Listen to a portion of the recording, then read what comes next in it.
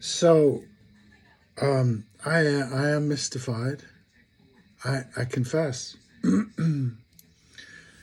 but I guess it's like one of those things that you watch happen, and you've watched it happen 100,000 times before. You've seen something happen, and you've gone, "Why did that happen?" And then, like this situation now in our country in America, um, it's it's happening, and I'm looking at it. I'm going, it's happening again. So I need to have a look at it. And it's happening in my other country, in England. It's also happened, and I've been looking at it uh, for a long time, and now it's just really just blown up on me. That's the main thing. It's just kaboom. A democracy. We both countries claim they are democracies. It does, as we play on our limitations. It rises in a sense. It is, if rising tides raise all boats, parentheses, but those anchored to the bottom, and parentheses. Raised discourse might, raise the discourse. And I think that is the ideal. I think that is the situation. And I think in order to do that, one has to create an agora, really. And one has to ask people to speak who are not speaking at the moment, or who are not speaking publicly at the moment. I don't see, I think that was probably, no, I don't even think that was a function of the media, but I think the media had a function of bringing those people to the fore, people who would have controversial and therefore interesting views on what we're doing.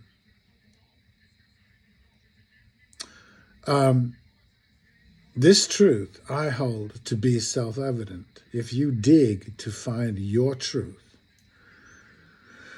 really dig, and to express it, not the versions of truth that you've been offered. I think there's a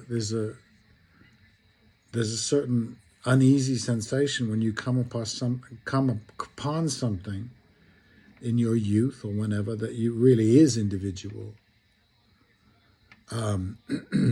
It's not something that you've read in books. Those are their ideas. Those are their experiences. If they're honest, if they're James Baldwin or if they're Toni Morrison.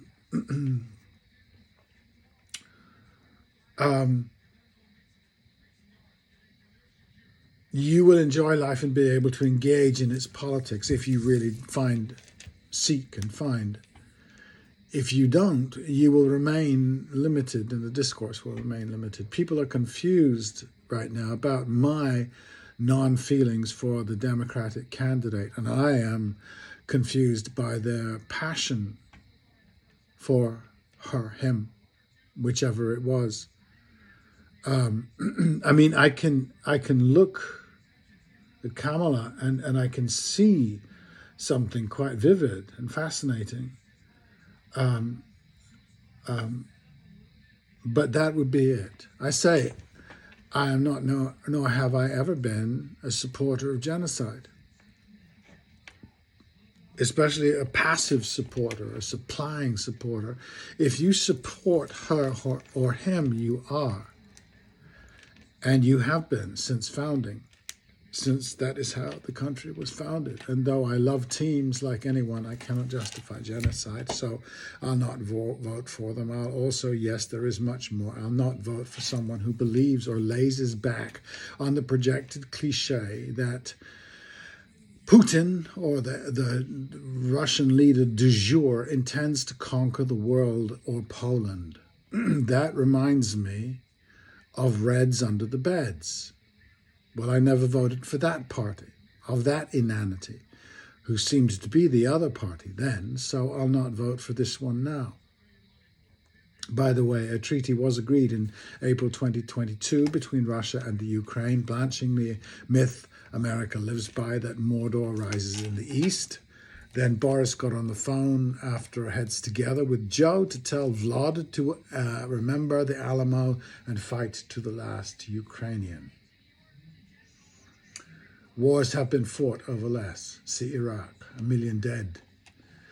And conservatively, despite claims of the famous restraint. I've also never been a fan of capitalism. It always seemed evidence of boys and now girls stuck in adolescence. But today, any blithering idiot knows we can't afford its sad motivations and mores anymore, and boys and girls must put on some long pants. Fracking. I've never been against fracking. Well, you should be, you arrogant first world supremacist. The third and fourth world are already dying of thirst because you just can't get your buds to agree we share the planet. And lastly, the vote for me or the sky will fall and Donald will swallow our democracy in a second. A democracy that falls that easily is no democracy at all. It's like the Roman Republic, especially if it happens by election. As long as I've been alive, the educated and indoctrinated have feared and hated, untrammeled by examined life. There is no democracy to save when 40% of the population has been deemed demonic and deplorable. So, carry on. Bonne chance. Good luck. Just don't ask me again.